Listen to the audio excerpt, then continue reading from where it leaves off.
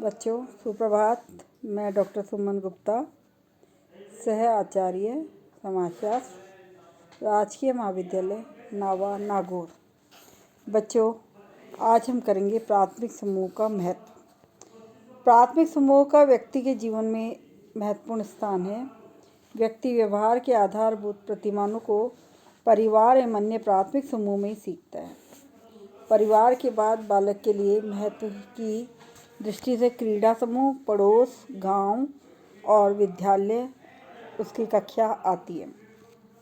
इन समूह के माध्यम से व्यक्ति में अनेक गुणों का विकास होता है, जैसे प्रेम, सहानुभूति, सहयोग, सहिष्णुता, कर्तव्यपरायणता आदि। इस बात को स्पष्ट करते हुए पार्सन्स ने कहा, हमारी मानवीकरण की प्रक्रिया प्राथमिक समूह में ही होती है और इस प्राथमिक समूह की विशेषताएं जो हैं वो इस बात को और कहना चाहिए पुख्ता करने वाली स्थितियां बताती हैं हमारे को। सबसे पहला है प्राथमिक समूह का काम या महत्व गुणों का विकास करना। व्यक्ति के अनुभव तथा समाज के विकास की दृष्टि से प्राथमिक समूह अत्यंत महत्वपूर्ण है। ये समूह संपूर्ण मानव जीवन के लघु रूप को प्रस्तुत करते हैं, अर्थात जन्म के पश्चात शिशु अपने जीवन के प्रारंभिक वर्ष परिवार में माता पिता और अन्य बालकों के संपर्क में व्यतीत करता है। अपने जीवन के प्रारंभिक वर्षों में प्रत्येक व्यक्ति प्राथमिक समूह के संपर्क में आता है और वहीं अंतःक्रिया के द्वारा व्यवहार के मौलिक प्रतिमानों को सीखता है। बच्चों व्यक्तित्व के मूल तत्व परिवार के वक्षस्थल में प्राप्त किए जाते हैं। मनुष्य को निरंतर स्नेह, सहयोग, सुरक्षा, घनिष्ठता की आवश्यकता पड़ती रहती है और इसका अनुभव वे बालकों के समान ही करते हैं।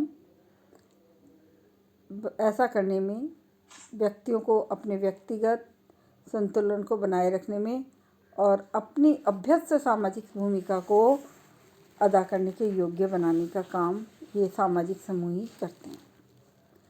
दूसरा है मनोवैज्ञानिक सुरक्षा। प्राथमिक समूह का एक महत्वपूर्ण दृष्टि से ये भी महत्व है कि वह अपने सदस्यों को मनोवैज्ञानिक सुरक्षा प्रदान करने का कार्य करते हैं। ये समूह का प्रत्येक सदस्य भली भांति ये जानता है कि संकट के समय उसे इसी समूह के द्वारा सुरक्षा प्रदान की जा सकेगी।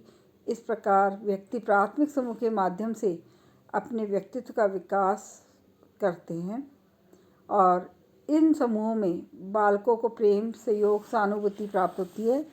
विचारों का आदान प्रदान के अवसर प्राप्त होते हैं।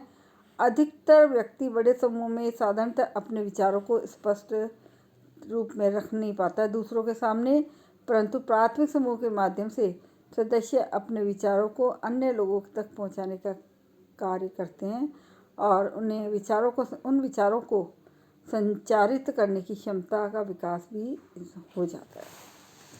तीसरा है मनोरंजन प्रदान करना। बच्चों प्राथमिक समूह का इस दृष्टि से भी महत्व है कि व्यक्ति के समूह सदैव ऐसा वातावरण प्रस्तुत करते हैं, ऐसा वातावरण बनाए रखते हैं जिसमें व्यक्ति का स्वस्थ मनोरंजन हो पाता है। बड़े समूह तथा आज की जटिल समाजों में जो व्यक्ति अपने आप को अपरिचितों के संसार में पाता है, वहाँ व्यक्ति औपचारिकता के संबंधों में बन जाता है। उसका वास्तविक मनोरंजन और प्राथमिक समूह में होना जो है वो मात्र औपचारिकता हो जाती है।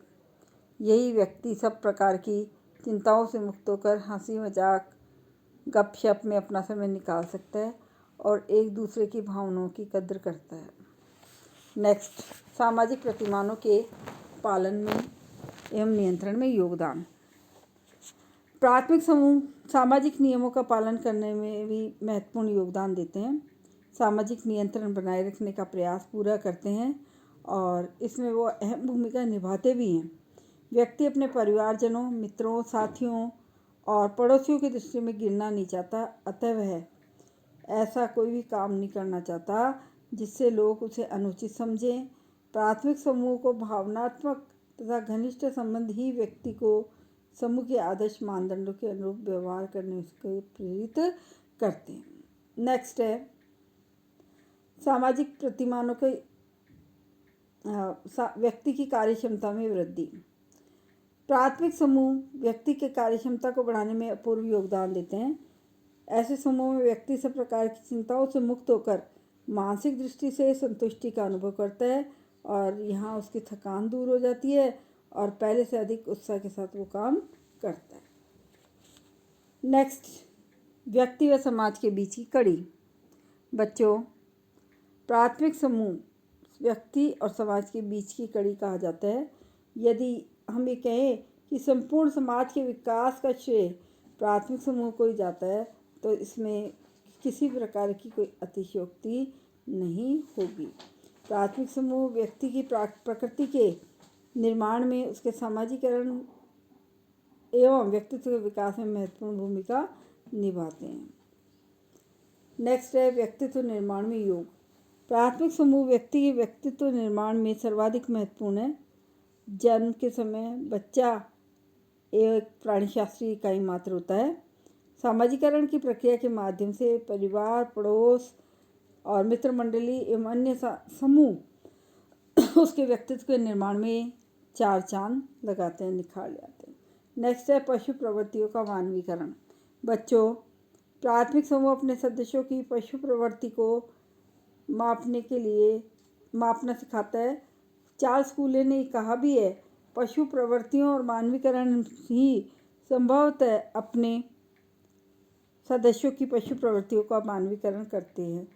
चार्ल्स कूले कहते हैं, प्राथमिक समूह के घनिष्ठ तथा आंतरिक दबाव के कारण व्यक्ति की पार्श्विक प्रवृत्तियाँ, लालच, स्वार्थ आदि, प्रतिशोध सब दब जाती हैं और वह सामूहिक हित के लिए कार्य करने के लिए प्रेरित हो जाता है। बच्चों, इसके साथ ही साथ हम ये भी कहेंगे कि प्राथमिक समूह जो है, इसका एक और बात है, वो है आंतरिक संतोष प्रदान करना। प्राथमिक समूह के सदस्यों में घनिष्ठ संबंध एवं सहयोग पाया जाता है। पारस्परिक हंसी मजाक, वार्तालाप, मनोरंजन, तर्क वितर्क, विचार विनिमय, स्नेह, प्यार, समझौता आदि के कारण व्यक्ति को समूह के में मानसिक शांति एवं संतोष प्राप्त होता है। और अंतिम जो बात है वो है प्राथमिक समूह अपने सदस्यों को अपनी संस्कृति से रूबरू कराते हैं तथा संस्कृति को एक पीढ़ी से दूसरी पीढ़ी की ओर ले जाते हैं। तो इस तरह से आज हमने देखा प्राथमिक समूह के विशेषताएं। ठीक है, आज के लिए इतना ही करेंगे, फिर मिलते हैं कल। धन्यवाद। अरे